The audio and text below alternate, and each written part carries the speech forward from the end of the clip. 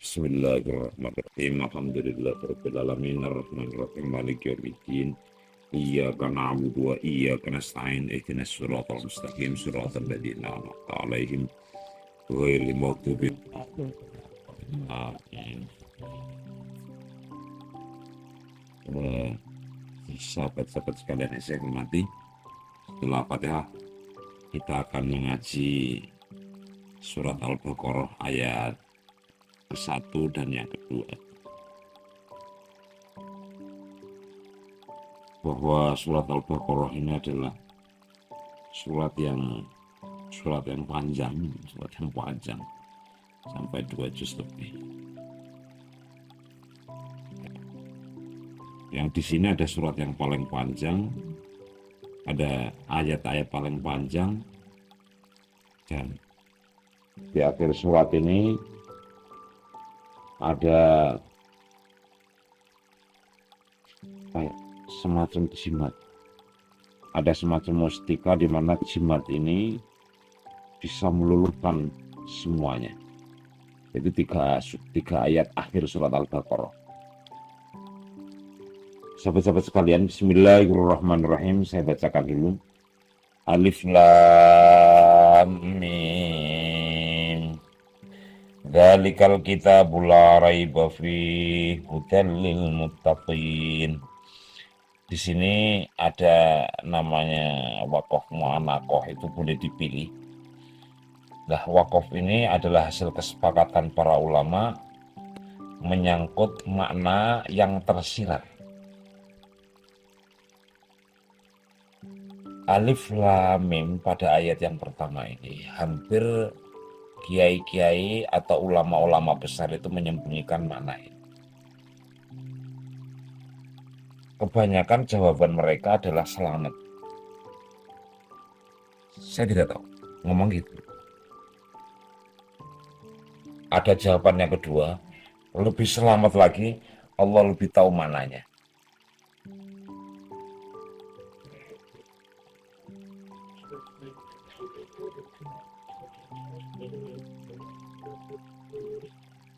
Apapun itu maknanya, ketika kita mendengarkan alif lam mim, yang terbesit di pikiran kita adalah ada apa nih gitu.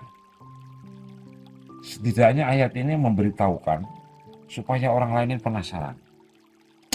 Sebagai pembuka misterius, betul, pembuka surat, dimana ini sangat misterius sekali. Alif lam mim.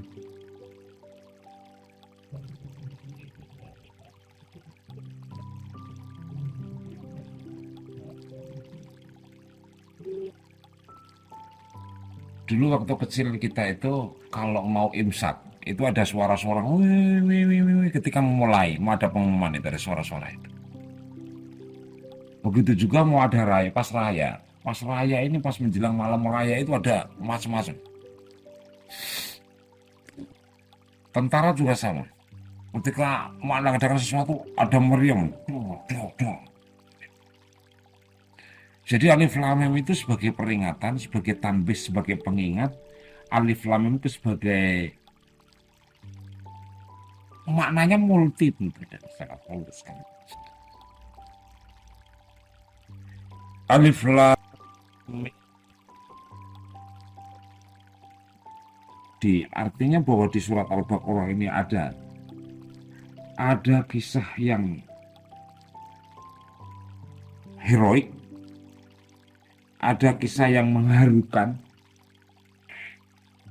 ada kisah yang menyenangkan, ada kisah yang menyakitkan, dan akan saya ceritakan semuanya. Itu katanya alif lam mim.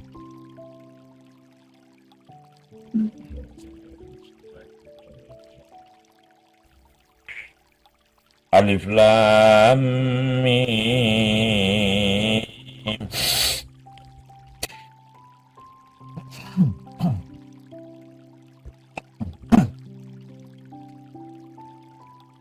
Alif lam.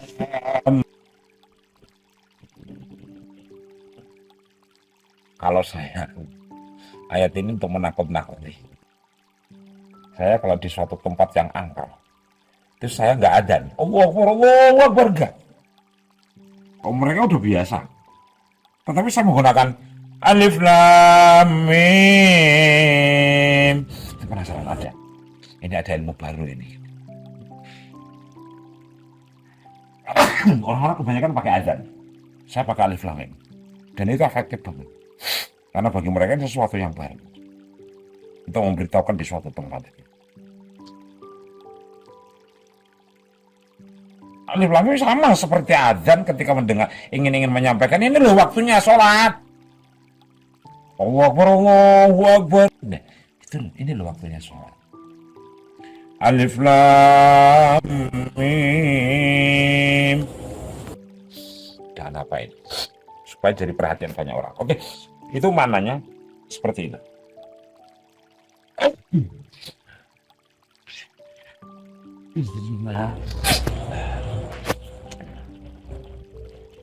Zalikal kitabul la raiba fi.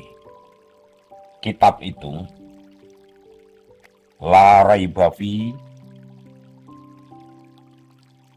tidak ada keraguan di dalamnya, hudan sebagai petunjuk, lil muttaqin bagi orang-orang yang bertakwa. Pada ayat yang kedua di surat kedua ini sebagai pengantar awal alif lam mim dan menjelaskan tentang kitab. Kitab itu artinya tulisan, tulisan itu artinya catatan, catatan itu artinya dokumen. Bahwa segala sesuatu itu pasti menyimpan dokumen. Dan dokumen, alhamdulillah, dokumen ini tidak diragukan keabsahannya. Dan sebagai hudan, sebagai referensi, sebagai petunjuk untuk orang-orang yang beriman. Orang menyebutkan zalika. Kenapa enggak hazat atau hadhi? Tapi pakainya itu. Para ulama menyebutkan ini adalah untuk sopanan, bukan sopanan sebetulnya. Bahwa Al-Quran yang sebenarnya, ini kan bahasa balaghah. Maaf ya, ini nggak bisa teruskan nih. Ada apa ini? Mati dulu. Ya, mau tanda dibilang itu jebres terus. Tak. Bahwa catatan ini, dokumentasi, dokumen ini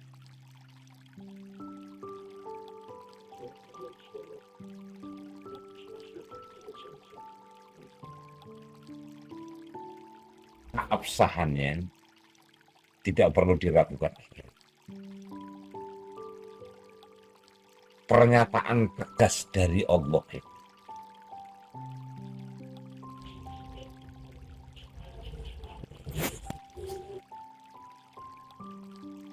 bukan hanya sebagai dokumentasi saja, tetapi Al-Quran ini adalah sesuatu yang hidup. Al-Quran ini sesuatu yang hidup, bisa dijadikan hudan, petunjuk. Petunjuk itu tolak ukur, bisa dijadikan referensi, bisa dijadikan rujukan.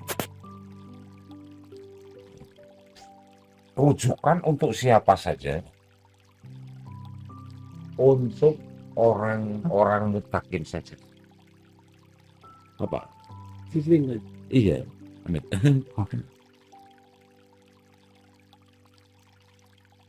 Saya tak menjelaskan pelan-pelan. Saya itu saking muleknya, saking ngakak, malah dunia saya jelaskan ini. Tapi setidaknya yang ingin saya sampaikan adalah ayat yang kedua ini adalah sebentuk pernyataan tegas dari Allah, gitu, tentang pembahasan yang akan kita dengarkan nanti. Kualitas informasi, kalau orang sekarang menyebutnya asal. Informasi yang valid, validasi. Jadi validasinya itu nggak diragukan lagi. Karena informasi ini sangat akurat. Laroi Buffy tidak ada keraguan. Karena sumber informasi ini bisa dikelola, bisa dijadikan referensi kalau informasi ini memang sumbernya A1. Bukan informasi dari orang kedua, bukan informasi dari orang ketiga, bukan informasi orang keempat. Apalagi informasi yang menggunakan waktu begitu panjangnya ini. Apapun itu, nanti informasi yang Anda dengarkan, yang Anda dapatkan di kemudian hari, itu adalah sesuatu yang luar biasa. Secara ilmiah, baik ilmiah maupun secara spiritual, secara politik, secara macam-macam, tetap informasi yang ada nanti adalah informasi yang sangat akurat.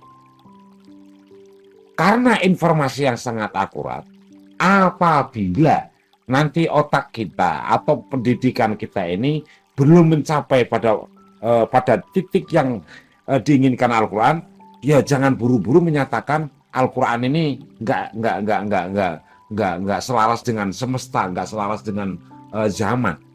Tidak. Tetapi memerlukan waktu dan memerlukan ayat untuk menentukan ayat informasi dalam Al-Quran ini seperti apa. Dulu itu kan antara lautan saja kan, lautan kok dipisah marosal Bahrain, antara lautan kok bisa nggak sama ya. Ditemukannya itu setelah 1400 pada abad ke-14 awal baru ditemukan. Oh, nah nanti pada akhir-akhir surat itu yang membahas tentang semesta ini juga masih banyak sekali yang misterius. Tetapi misteriusnya ini, informasi ini adalah A1. Karena bentuknya A1, maka bisa dikelola, maka bisa dijadikan referensi, maka bisa dijadikan istimbat dalam berbagai kasus. Bukan hanya sekedar itu, ayat-ayat Alkitab ini, Al-Quran adalah nama lain disebutnya Alkitab. Artinya catatan manuskrip ini nanti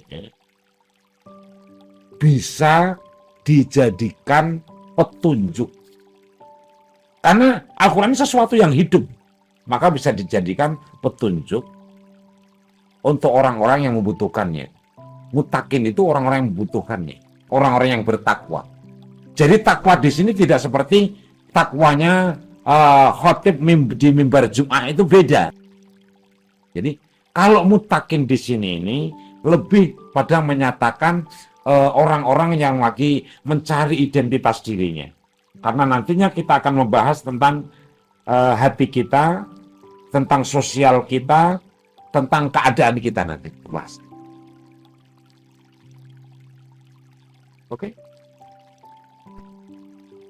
Ini satu ayat dulu, dua ayat dulu ya, insya Allah bisa dimengerti kira-kira ya. Bahwa dzalikal kitabu, kitab itu, Al-Quran itu adalah catatan. Kitab itu tulisan. Keabsahannya tidak diragukan lagi. Artinya bahwa ini informasi A1 dari Allah secara langsung. Dari Allah sang pemilik semesta itu secara langsung. Bukan itu saja, bisa dijadikan petunjuk. Petunjuk apa? Petunjuk dalam berbagai hal. Gitu kan? Mutakin. Nah, orang yang membutuhkan informasi itu disebut mutakin. Jelas ya? Orang yang membutuhkan keabsahan itu disebut ilmuwan yang membutuhkan referensi itu disebut mutakin. Kiai yang ahli ibadah itu disebut mutakin. Petani yang selalu mencari formula obat itu disebut dan Quran ini bisa dijadikan referensi karena informasinya A. Nah, bagaimana cara memahaminya? Nanti ada dua metode. Itu yang bisa kita sampaikan, insya Allah bermanfaat di kemudian sekarang dan kemudian hari. Wassalamualaikum warahmatullahi wabarakatuh.